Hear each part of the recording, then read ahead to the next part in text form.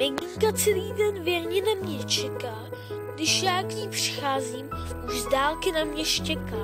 Je bílá jak sníh, má chundelatý kožíšek, mám jí moc rád, je to můj mazlíček. Piškoty a rohlíky, ty má ráda moc, za obědu dostane někdy i velkou kost. Klacíky a hračky ráda vám nosí, když je házíme, skákat vždy musí.